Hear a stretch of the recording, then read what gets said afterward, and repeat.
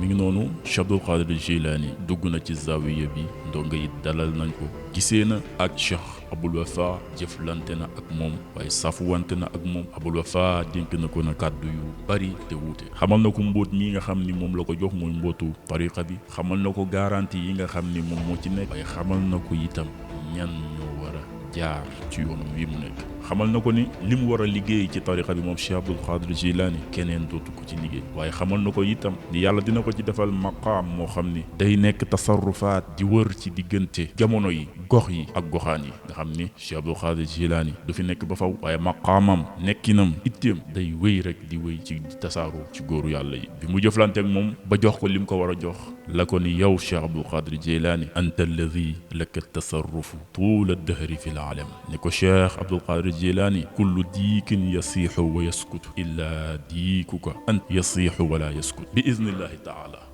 mu ne ko yow Abdul Qadir Jeylaani yaay jàmbaari yàlla ji nga xam ni sa maqaama dinay wër ci góoru yàlla yi wuute lu àdduna sori sori sa maqaama dafiy des waaye sa tariqa bi itam dafiy des beneen bi ci des mooy bépp nag ginaar wala gépp set dina sab di nopp ba mu des yow Cheikh Abdul Qadir Jeylaani sa ginaar gii day wéy rek di sab waaye du mës a nopp loolu mooy sa tariqa bi du mës a fay fii ak àddina yàlla gi mi ngi fi sa tariqa bi day mës a wéy loolu moo doxoon diggante Cheikh Abdul Qadir Jeylaani ak Abul Wafa.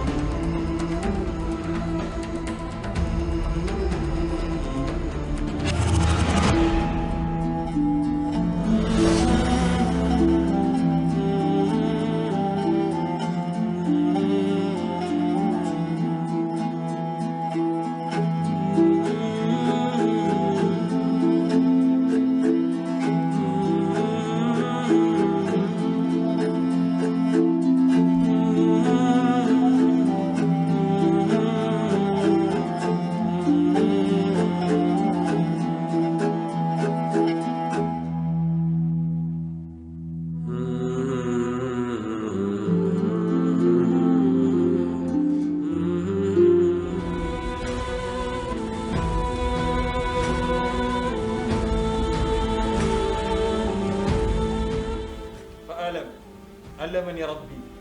أنت الذي لك تصرف طول الدهر في العالم، واعلم أيضا كل ديك يصيح ويسكت إلا ديكك يصيح ولا يسكت أبدا إلى يوم القيامة إن شاء الله.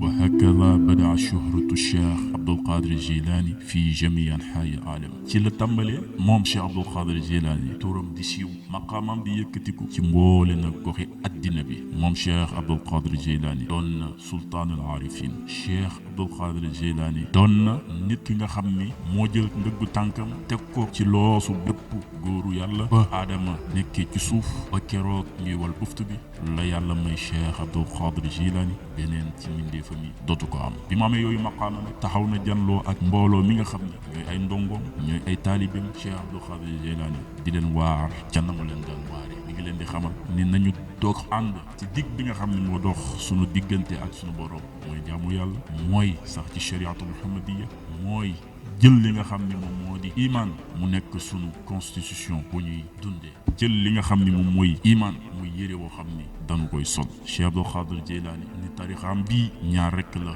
mooy alquran ak sunna. Cheikh Abdul Qadir Jilani ci loolu la tënku, waaye itam ci loolu la doon waar ak njaboot gi nga xam ne ñu tënku ci moom. tabarakallahu waxtaan wi moo doxoon diggante Cheikh Abdul Qadir Jilani ak mbokk yi nga xam ne ñoom ñoo ay taalibe te ay doget ci moom. loolu moo tax bi tarixa bi sosoo ba ñëw ci Cheikh Abdul Qadir Jilani jaar ci Abul Wafa lépp lu ñu ko doon wax